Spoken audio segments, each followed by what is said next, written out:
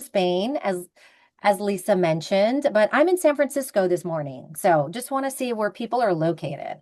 Let me know in the chat. And while you do that, I'm going to share my screen here. And let's see, gotta figure this out. I swear I'm on Zoom every day, and every day feels like the first time when I have to share my screen. So let me find this. Okay. Make sure I am sharing the right window.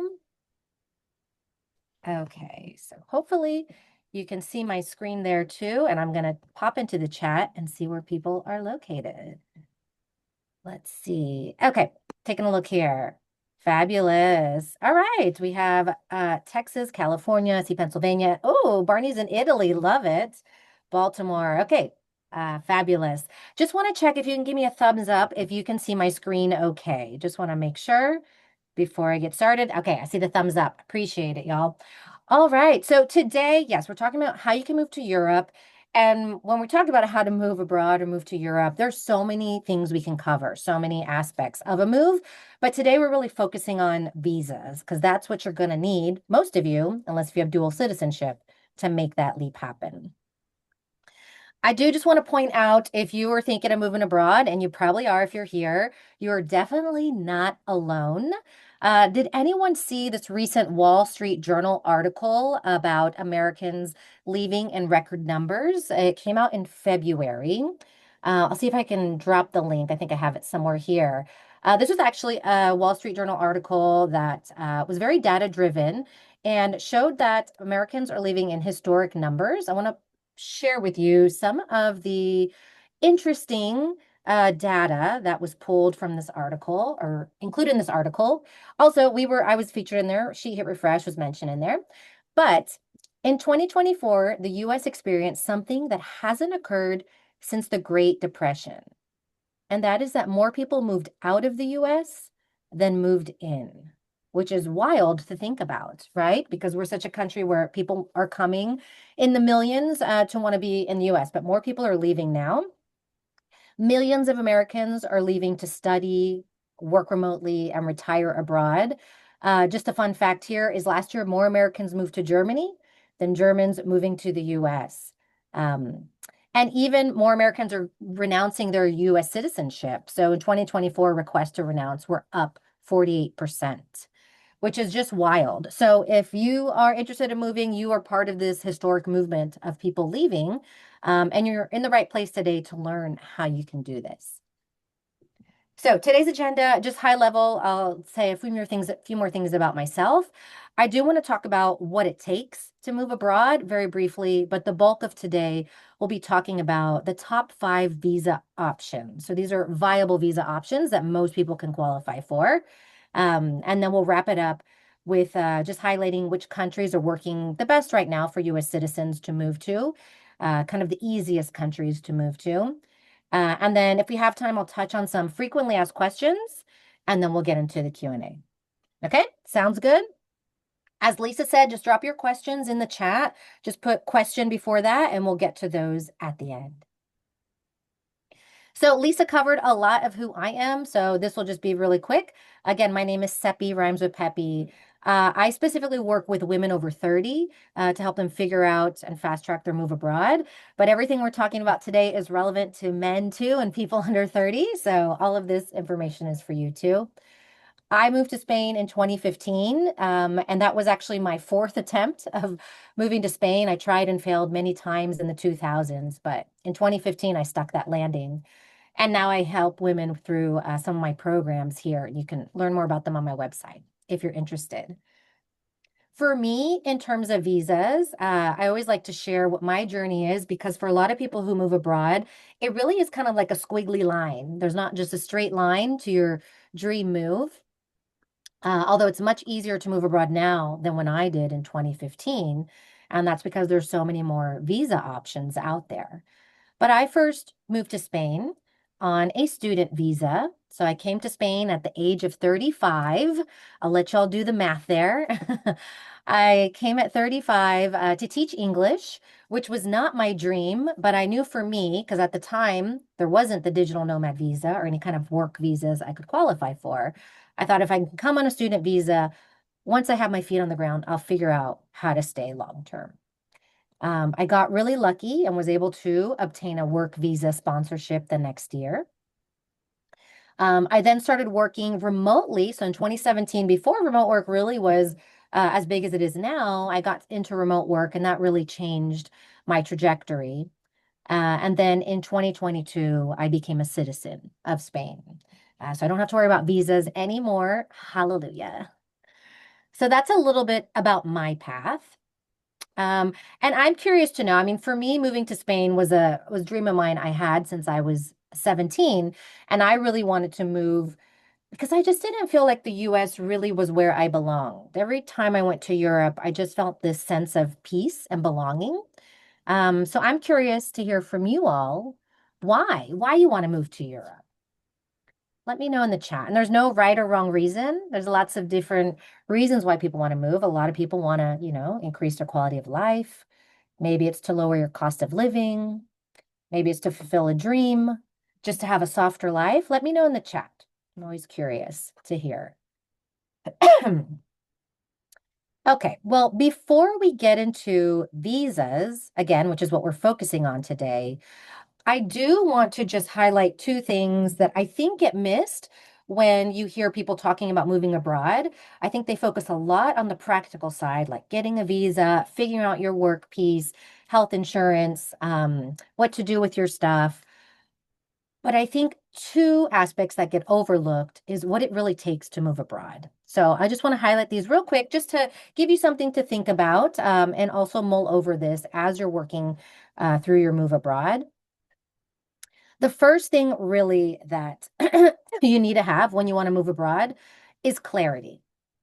And this is just like in life, right? One of the reasons why people don't get what they want out of life is that they haven't defined what it is that they want in the first place.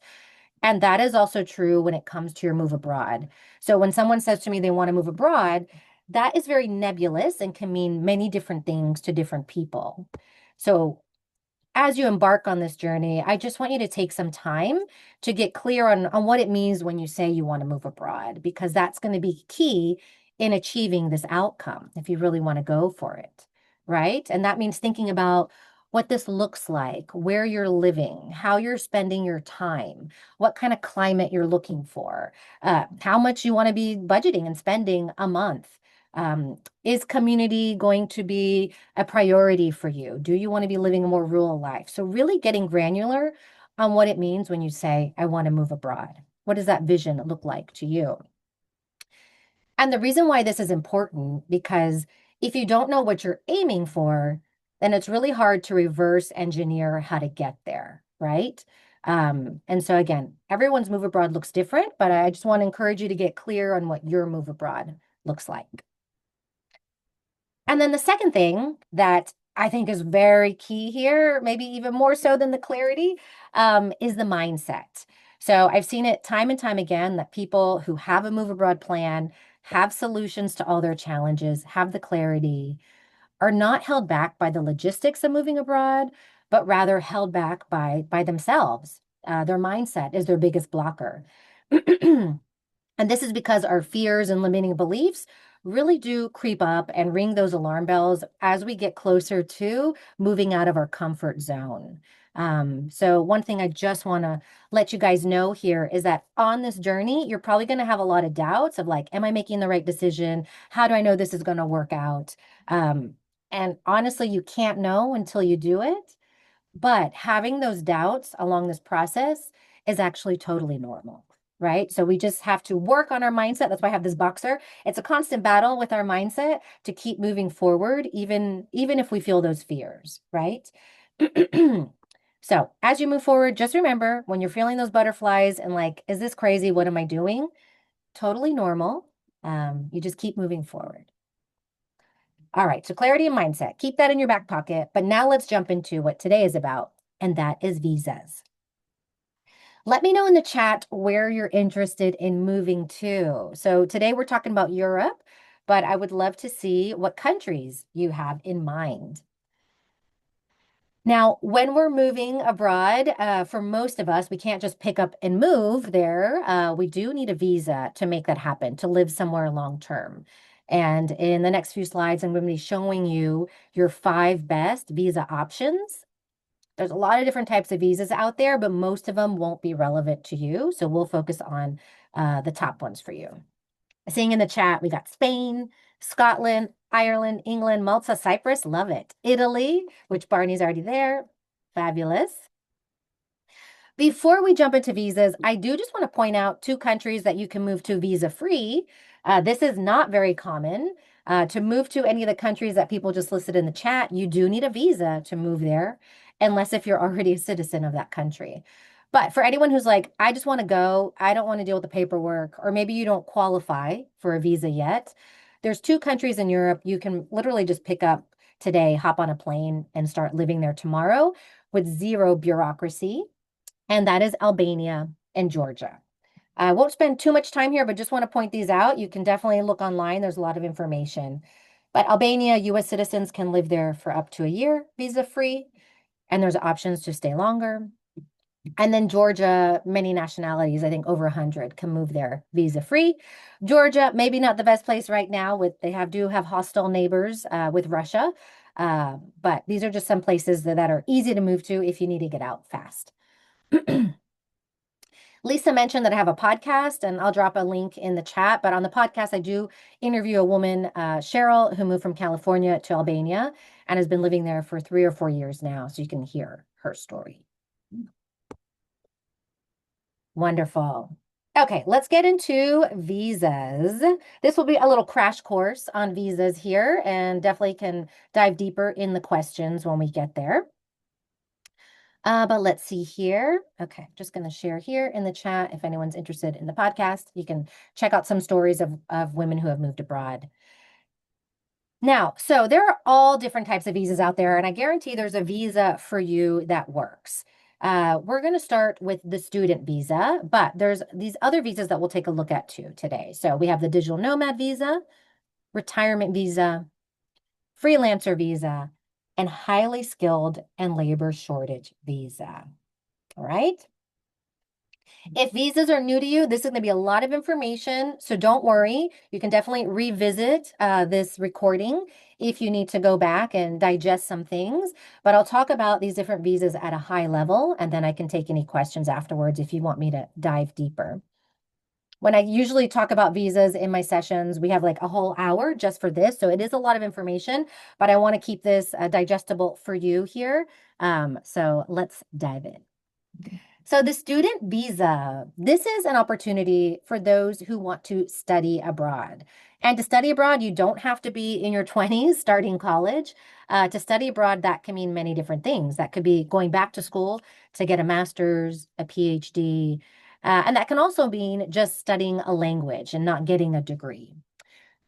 Curious to know if anyone here is considering studying abroad as a means to living abroad. Let me know in the chat. Why I like the study abroad path for those who are interested in going back to school or learning a language is that it's a pretty powerful strategy to get into the country and build a network there. So a study abroad can actually possibly lead to finding work in a country if that's what you're thinking about. And we'll talk about work visas in a minute. But if you do choose to study abroad and get a degree abroad, it's an opportunity where you can, like I said, build your network with locals. You can work part-time with a lot of these programs if you're studying a university level program. So you can do internships, you can start making connections that way. And often with a student visa, in most cases, you can stay on after you graduate to look for work. So that can be anywhere, depending on the country, anywhere from about 6 months to 3 years to stay in that country to find work. So this is a great opportunity because getting a work visa is very hard. And again, I'll talk about that in a minute. But this is a way where you can build a network. And as we know, I think, what is it, 85% of jobs are found through your network. So this is a way that can help you. As I mentioned, you don't just have to do a university level program. There are a lot of language academies out there that you can go to. And this means that you can sign up for, usually you have to do 20 hours a week of a language study program, and you can do it for as little or as long as you want. So it could be a few months, it could be a year or longer. And this gives you the opportunity to live in that country and study, but usually you don't have working rights if you're just doing a language program. And one thing I should mention about universities, and you've probably heard that before in Europe, that the cost of studying abroad is way less than in the US. So I know a lot of time people throw around that studying in Europe is free. For most universities, it's not per se free, but the fees are very low. So you're looking at a couple hundred to maybe 1,000, 2,000 for a year to study, which is kind of wild to think about. And that's in a public university. Europe also has private universities that can be quite expensive. So that's a student. I won't spend too much time there because this doesn't seem to be the most viable option for most people, but I see a few people in the chat are thinking about it. What I do want to lean into here is our next option, and this is the digital nomad visa. So this visa actually should have a different name because a digital nomad is somebody who is like traveling the world and who doesn't have a actual home in one location, but is going to different places around the world and moving, having a nomadic life. But this digital nomad visa is actually for remote workers. So this is somebody who has a remote job and wants to live in X country, basically full time. If you are a remote worker, let me know in the chat. Let me know. Let's see. And okay. And I want to see, I think the bottom of my screen might be cut off. Let me know also if you can't see the bottom. Trying to see if I can fix that here. All right, fabulous. Let's see. Okay, I can't, on my view, it's showing correctly, so I can't see what y'all are seeing, but hopefully you can see enough to follow along here. Apologies for that. Okay, so the digital nomad visa, so I see a few remote workers, fabulous. And I see want to be, yeah, which is totally fine too. So I'll explain how this visa works. So this is for people who are location independent, meaning you have a remote job. You can be an employee of a company. Usually W-2 is going to have a little bit more of a challenge. Getting one of these visas is better if you're a 1099. So this is for 1099 freelancers or people who are self-employed and run their businesses online. Typically, this is who this visa is for. These visas are issued for a year or longer and can be renewed. And many of these visas lead to long-term living in a foreign country and can lead to citizenship. The main thing to know about these visas is that you have to meet the financial income requirement for the visas, and that varies by country. So I'm just going to show you here. Let's take a look here. These are last year's numbers. It might be cutting off Albania at the bottom on your screen, but Albania is actually 0. But if we look here, this is the monthly income requirements in Europe. This is 2025, so these might be a little bit higher this year. I know Spain is about 2,800 this year, but this is what you would have to make monthly with your remote job to meet the financial requirements of the digital nomad visa in these countries. Okay, so you can take a look here. Some of the other requirements that you may need for these visas is definitely a work contract. So if you are working for somebody, you need to have permission that you can take this job abroad. If you have your own business, then you'll have to show that you actually have clients. You will have to show your income statement or paycheck stub or bank statement to show that you meet those financial requirements. And often you do have to get a private health insurance plan to show that you are covered from a healthcare perspective. Okay. Now, there are so many countries out there that have a digital nomad visa. Just going to share this with you here. Not all digital nomad visas are alike, though. So if we look at this here, you see there's a lot of countries. I have Europe, and I also put Latin America and Asia because sometimes people are interested in learning about those. Most of these countries allow you to stay long-term on this visa, but some countries like Croatia, Estonia, Latvia, you can only go for a certain amount of time, and then you have to leave the country and you can't really come back and renew this visa. Okay. So something important to know about when you're considering which country to move to, if you want to live there long term, if you're thinking about getting citizenship, just make sure the visa path you choose leads down that path. There's a few countries here in red. So you see Spain, Greece, and hopefully you can see Croatia. These countries actually allow you to apply for your visa from that country. So one thing I didn't mention, when you apply for a visa to move abroad, you generally have to apply for those in the US. But there's some countries like Spain, Greece, and Croatia where you could be traveling, where you could just go as a tourist to Spain and apply for your visa from Spain. And then once you get approved, you can start living there. So that's great where you don't have to be waiting in the US. Often when you apply from in country, the process is faster and they often require less paperwork from you. Okay. So this is the digital nomad visa. Is anyone thinking of the digital nomad visa, of applying for that, or does this seem like a viable option for you? Let me know in the chat. This is probably, I would say, one of the most popular visas that people are applying for today to move to Europe. And I actually have a freebie about this, and I'll drop the link in just a little bit, okay? Where you can see the 9 best visas for moving to Europe, and a lot of those are going to be the digital nomad visa. All right, going to keep it moving. So we've talked about the student visa. We've talked about the remote work visa or the digital nomad visa. Now I want to talk about the retirement visa. Now, don't let the name fool you. You don't actually have to be of retirement age to qualify for this. A lot of these retirement visas really are just passive income visas or visas that you can qualify for based on savings. So you can be any age. For instance, in Spain, actually, one of the visas I was on was a retirement visa. I was in my mid 30s on it, or my late 30s on it. And at that time, that was a visa that I qualified for with my savings on that visa. I was not of retired age. I wasn't retired. I was working remotely, but they didn't have a digital nomad visa at the time. So these visas you can qualify for either through passive income or savings. It really depends on the country and their visa requirements. When I say passive income, that can be pension, that can be rental income, that can be investments, dividends. That's how you can show that. Let's take a look here at some of the countries that offer these retirement visas. Now, on these retirement visas, you are not allowed to work. So you definitely have to be either taking a sabbatical or be retired, but you are not generally allowed to work on these visas. These are the countries in Europe with retirement visas, and there's a lot of them out there. So maybe you're hopefully seeing a country that you've been interested in on here.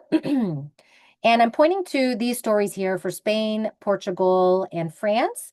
On my podcast, I've interviewed these women who have moved to these countries on the retirement visa. So if you check out the podcast, you can hear more details about what the requirements were and how they were able to obtain these visas. Just wanted to show you, because Portugal is a really popular country, just wanted to show you kind of what Portugal's passive income visa requirements are from a financial perspective. For a single person, you need to have, it says monthly income, but this is, remember, passive income, at least 920 euros a month in passive income, or 11,000 for the year. Okay. And with Portugal, they want you to have passive income and savings, which isn't always the case with these visas. It's usually one or the other, but Portugal wants you to have both. So you need also have at least 11,000 in savings, okay? And you see here with a couple, with all of these visas, you can come with a dependent. So if you have a partner, your partner would just be a dependent on your visa application. If you have children, your children would also be a dependent. Your children up to the age of 18 would be a dependent on your application.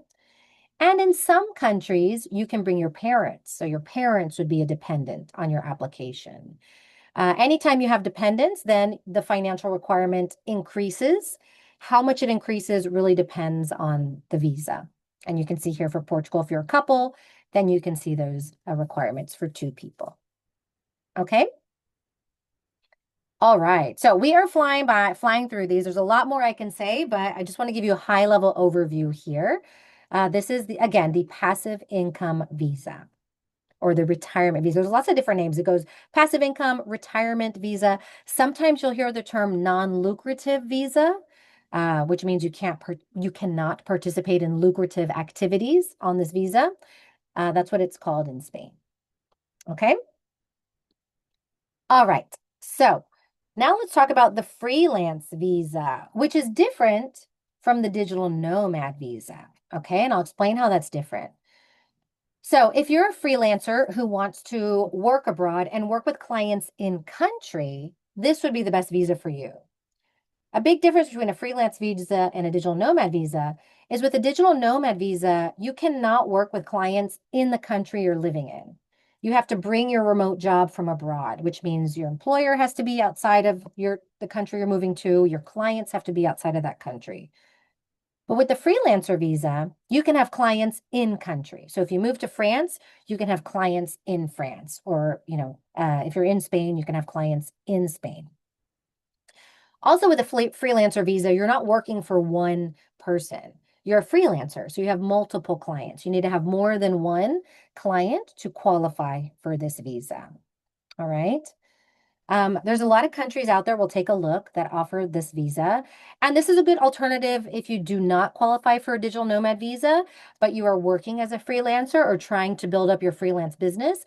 This could be a option for you. One thing to note about these visas, in some countries, part of the requirements is that you do have to show letters of intent that somebody in that country wants to work with you. Like if you want to move to France, you probably don't have French clients there yet because you've been working with American clients. But for your application to qualify for France's freelance visa, you would need to have one or two letters from people or businesses located in France that say that they intend to work with you. Okay. It's a letter of intention. It's not binding. They don't have to hire you, but that's just something to be mindful of. In some countries, you may have to show local clients or letters of intent from clients in the country you want to move to. Let's take a look here at some of these are going to be the countries that offer these types of visas. So Germany has one that's very popular. France, as I mentioned, has one as well, also very popular. The Netherlands has the DAFT visa. This one is super popular with Americans because with the Netherlands and the DAFT visa, you do not have to have any clients. You don't have to have a running business. It could just be a business idea. And so with the Netherlands, you just register a new business in the Netherlands, or you can register an existing business. You don't have to be making money from that business. And you just have to put 4,500 euros in a bank and not touch it. You can get that back later, but you have to leave it there. And so it's very, very low barrier of entry. And so a lot of Americans are moving to the Netherlands on the DAF visa. Spain has a freelancer visa. The Czech Republic has one. And Italy has one as well, but it's pretty difficult to get. So I wouldn't really say Italy's pathway is very viable, but the top ones are. Okay. Great. Let's see here. I want to show you again on my podcast. I've interviewed women who have moved abroad on these visas. So you can hear about Carly, who moved to Germany on an artist visa, which is part of the freelance visa. So she moved to Germany as a DJ. And that's, how she was able to qualify. So there's a lot of different types of work you could be doing on a freelance visa. It doesn't just have to be marketing or tech or anything like that.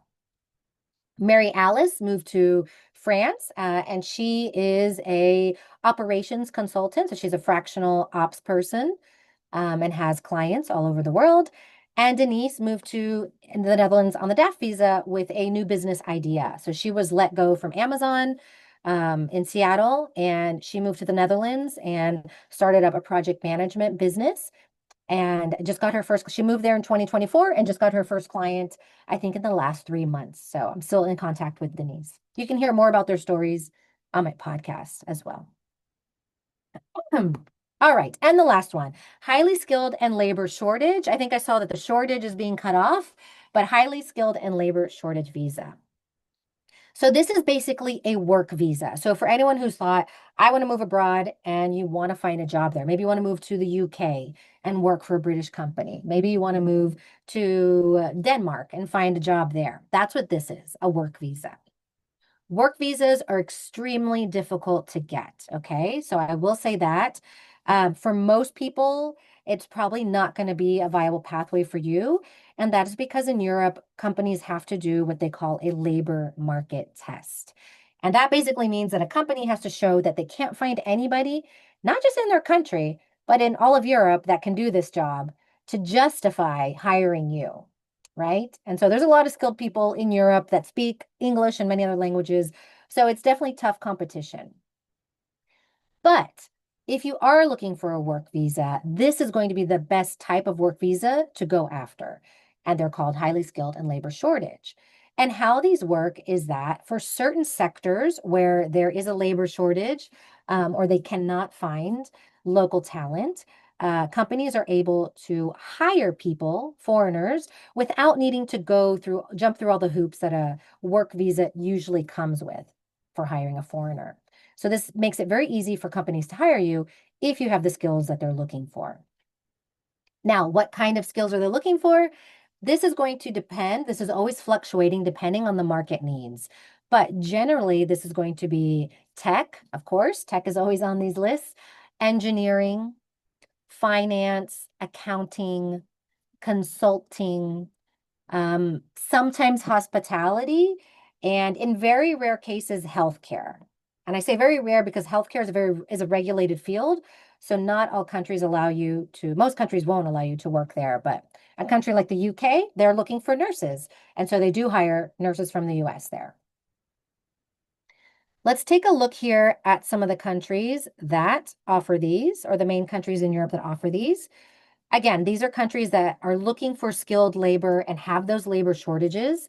So we have the UK, Ireland. I think I saw Scotland in someone's wish list of where they want to move. So that would be the UK, Germany, Netherlands, France, Portugal, Czech Republic, Switzerland, Denmark, Finland, Malta. So if you're looking for a work visa, focus on these countries and focus on these types of visas.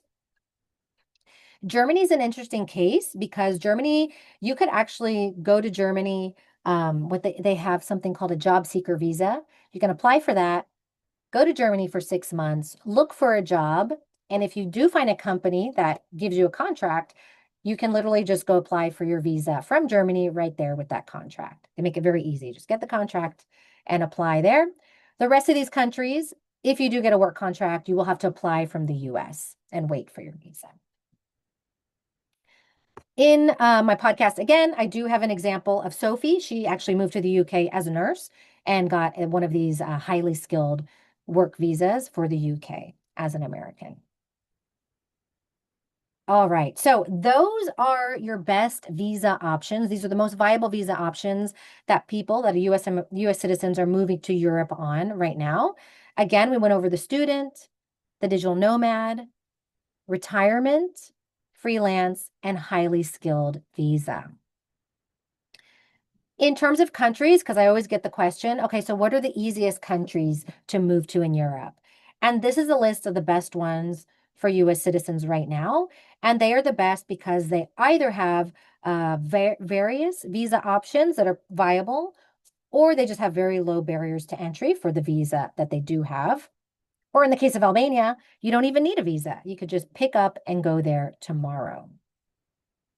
And if anybody's interested, because there's a lot of details we didn't go over here of like all the requirements and how long the visa is issued for and when how long it can be renewed. There's just too much information to go through in this session. If you're interested in more information about these countries and the 9 easiest visas that people are moving to Europe on right now, I do have a freebie that I dropped in the chat. And if you grab that, it's a PDF that goes into more detail on the various visas for these countries. All right. Okay, we just did like a crash course through visas. I do want to just highlight 3 things real quick, very high level, and then we can get into Q&A and you can ask more questions about visas or anything I'm about to go over. We talked about, when you're moving abroad, having clarity and mindset is so key. Of course, picking a visa that you can obtain is key in making that move long term. But there's a few frequently asked questions that always come up, and I think it's great that people are thinking about this. Number one, people ask me a lot about the housing crisis. Definitely, I could do a whole hour on this, but just want to let you know from a high level that just like in the US, major cities in Europe, many of them are facing a housing crisis. A lot of this is, I think Americans feel like the sentiment is, they see all these articles about anti-tourism, anti-Americanism. This is a very complex issue, and it goes beyond foreigners moving to a country. There's a lot of similar issues that are happening in the US abroad in terms of housing. One, there's just, too much demand, not enough supply. And this is because a lot of new housing hasn't been constructed, hasn't kept up with growth since the 2008 crisis. Problems of Airbnb, right, and tourist properties. Corporate investments have taken over whole buildings and turned those into luxury apartments instead of housing for locals. So there is a lot of insufficient housing and housing crisis in major cities in Europe, but you don't have to move to a major city, and not everywhere is facing a housing crisis. There's actually a lot of places that are facing depopulation, more rural areas, or just cities that are under the radar that definitely want you to come there and bring your money, right, and spend your money there. So housing crisis, there's a lot of information in this complex issue, but just wanted to highlight this here. You can definitely find a lot of information online. Insurance, because this question comes up a lot. You will need health insurance when you move abroad. Most of the visas that I mentioned require you, one of the requirements is to have private health insurance when you come. In that case, you would buy a private plan abroad. I would recommend buying, like, if you're moving to Spain, get a private Spanish plan. If you're moving to Germany, get a private German plan. And the pricing for that is so much more affordable than in the US. You're looking at anywhere from 50, I would say now this, I made these slides a little bit last year, so I would say $75 to $400 a month, depending on the country. For instance, I pay $75 a month in Spain as a 46-year-old who is healthy. The pricing does go up, with your age, if you have pre-existing conditions, and what plan you want, but still much more affordable than the US. And then of course, there's help if you want to travel, there's digital nomad visa plans, but if you're looking to live in one country, you can get a health plan that meets the requirements for your visa. And last here, taxes, because this is a question that comes up a lot. Also, yes, as a US citizen, you are always on the hook for filing taxes in the US, even when you move abroad. That doesn't mean that you're going to be paying in both countries. So to find out if you need to pay in both countries, I would definitely speak to an expert. So this would be an US expat tax expert, and then a tax expert in the country you want to move to. Okay. So your accountant right now does not have the knowledge of your tax process as someone living abroad. So you need to find someone who specializes in that. And then someone who specializes in the taxes for the country you want to move to. But the US does have tax treaties between many countries, and that helps you avoid double taxation. All right. I could talk again, we could do an hour on all of these frequently asked topic questions, but I want to leave time for Q&A. So if you guys have any questions, want to contact me, or I have a lot of free information out there, you can take a look at my website. You can join my newsletter. I'm not sure if you're able to see the QR code that might be getting cut off, but there's a lot of free resources here where you can connect with me and find more information, or just reach out and ask a question. All right, so let's get into Q&A. This is actually my favorite part, is being able to bring you guys the most value by answering your questions directly. So I'm going to stop talking and pass it over to Lisa. Thank you. And yes, we could see your QR code, so don't worry about that. That was perfect. Fabulous. Thank you. And these are questions that we had coming in throughout your talk, so you might have answered them, but I just want to make sure that we actually get that everyone that asked the question gets the answer. So the first one is, how did you get citizenship after only 7 years? They were thinking it was 10 years. How'd you do it in 7? Yes. Oh, I love that someone was paying attention to those dates and did the math. Yeah, so very smart to know, like, that. I don't know who asked that, but generally for US citizens in many countries in Europe, you do have to live there 10 years before you're eligible to apply. Not the case with all. France is 5 years, Germany is 5 years. In my case in Spain, Spain actually has a special arrangement with former territories or colonies of Spain. So if you have citizenship from one of these Latin American countries or the Philippines, you qualify for a fast track to Spanish citizenship. So is there anyone here, let me know in the chat, that has dual citizenship with maybe Venezuela, Mexico? In my case, my mom was from Colombia, so I was able to obtain a Colombian citizenship from my mom, which allowed me to qualify for Spain's fast track. Now, as you see, it took me 7 years to get that. That's because when I moved to Spain, I wasn't aware of this path to citizenship. So after a few years of living in Spain, I realized like, oh my gosh, if I get my Colombian citizenship, I can apply for Spanish citizenship. And that's how that happened. Happy to answer more about that if anyone's interested, but that's a fast track that I qualified for. Great Great. question. All right, next question. If my husband is 1099 and I'm W-2, can I come under his visa? That's a great question. I don't think so, but I would definitely say speak to a tax expert or sorry, immigration expert.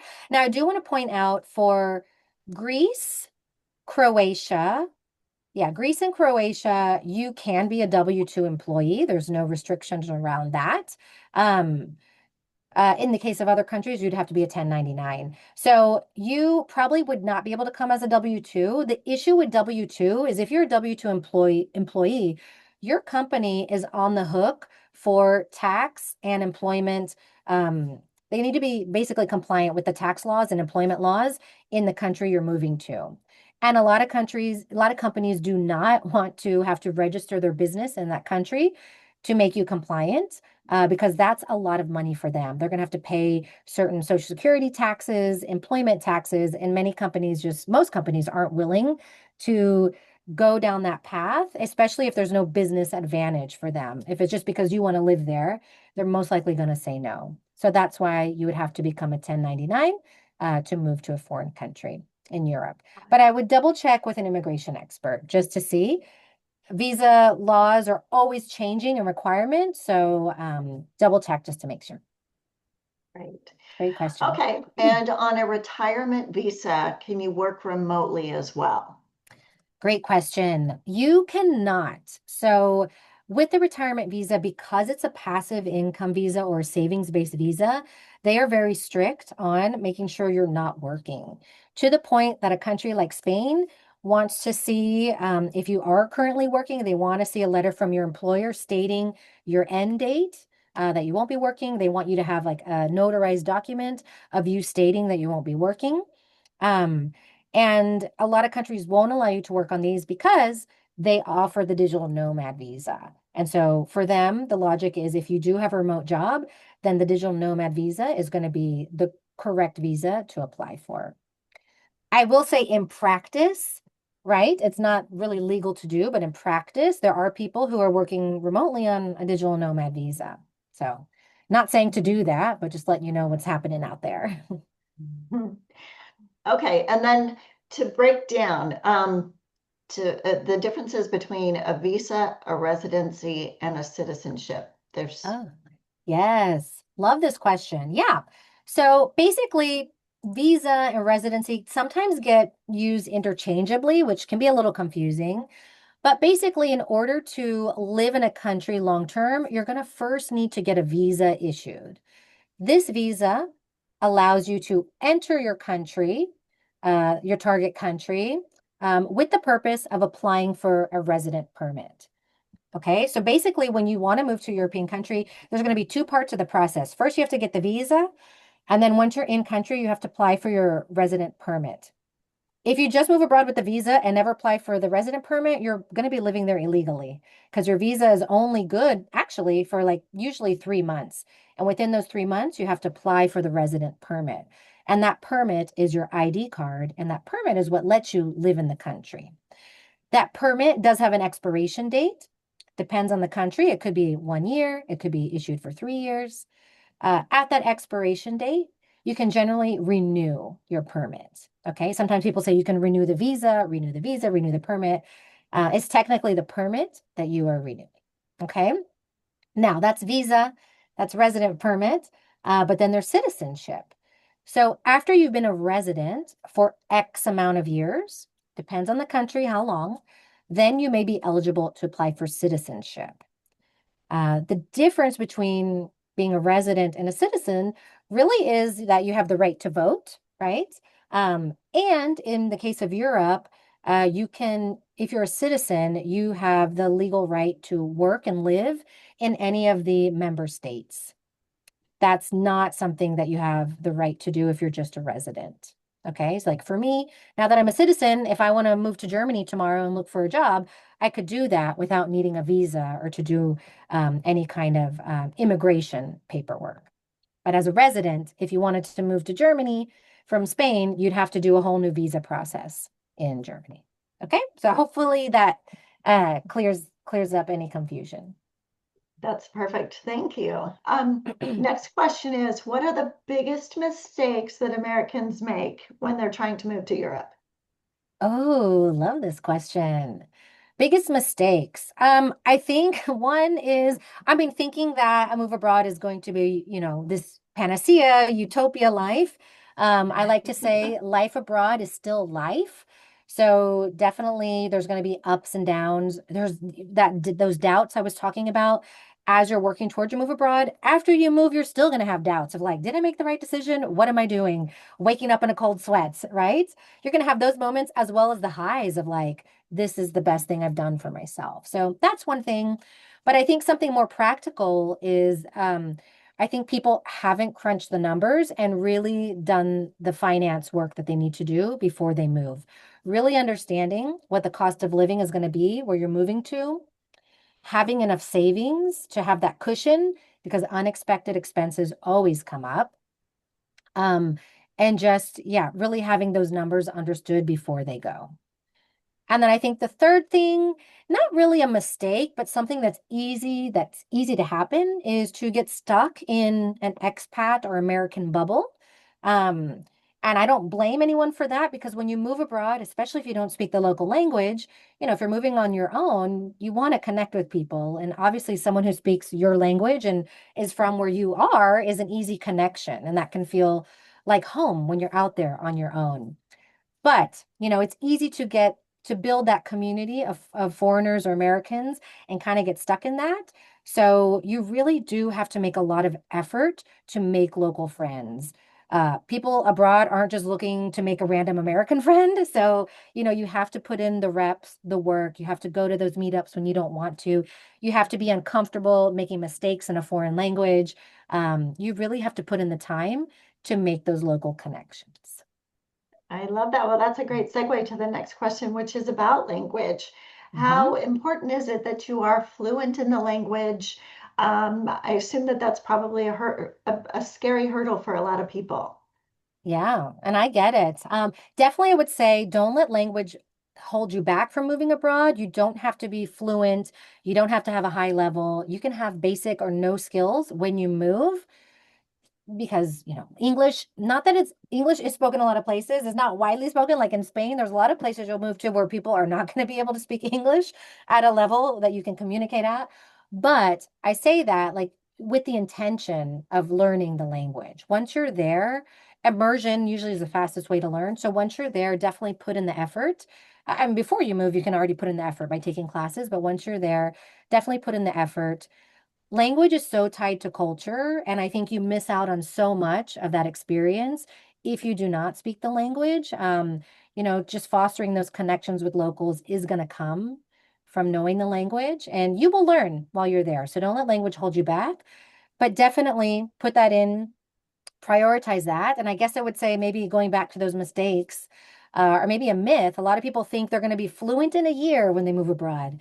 And that's really not the case for most people. Like it takes a lot of people years, if not over a decade, to really get to a place where you are yourself in that foreign language. So it takes a lot of time and work and years to get to a place of fluency. And that's okay. But just know that when you're going into this. Well, great. Okay. Uh, Next question is about timeline. What's a realistic timeline people could be considering? Like, let's say after this event, somebody says, you know what, I'm going to move to Portugal. What's a realistic timeline for this to happen starting today? Yeah. I think it depends on a few factors, but I would say definitely 6 months to a year is realistic. but it also depends what kind of challenges you have to overcome. So if you're retiring or you have your own business and work is not a challenge for you, this process can go a lot quicker. So, I mean, honestly, I've seen people move abroad in 3 months. If they have the work piece figured out, they know that, their finances are good. Really, it's just about getting the visa and kind of downsizing where you're at. 3 months gives me a little bit of anxiety. That's a lot to do in that time frame. So I think 6 to 12 months is much more realistic. But for someone who needs to maybe find a remote job, I work with women in my community that is their biggest blocker. And we're seeing it take over a year to find that remote job. So that's kind of like, if you're waiting on the job piece, it could take more than a year and a half, 2 years, right? Until you figure out that piece. But realistically, 6 to 12 months, if you have a plan and you're able to overcome some of those big challenges. And really, the biggest challenges are visa and work. And then downsizing and decluttering, depending on how big your home is and how much stuff you have to go through. Gotcha. All right. Well, we have one last question, and someone had actually asked about if you are familiar with any information on St. Kitts. But I Mm. was curious at this point, since we are just talking about Europe, if you could highlight the other areas of the world that you might have some expertise so that somebody might be able to reach out to you with information for that. For sure. Yeah, St. Kitts, I don't know about. They may have um a work-based remote-based visa or retirement visa, I imagine.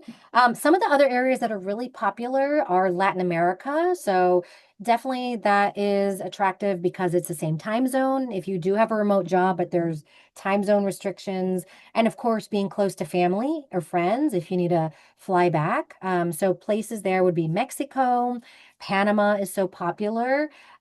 Colombia, very popular. Argentina.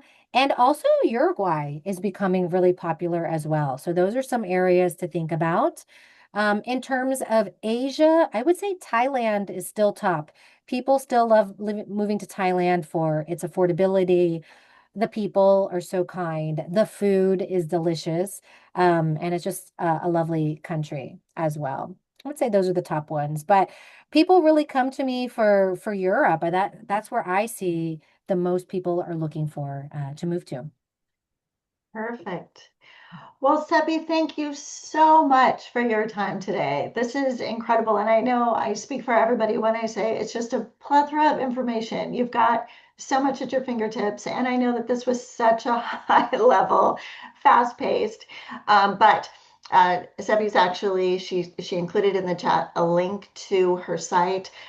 We've recorded this event and we will recap with every one of you some of her resources so that you can reach out to her directly if you need to or follow her. And we are so appreciative of your time and appreciative of all of you for taking the time to join us today. Thank you so much. Thank you, everyone. Thanks, Lisa. And thanks, everyone. Yes, please do connect if you have any questions. Thank Great. you.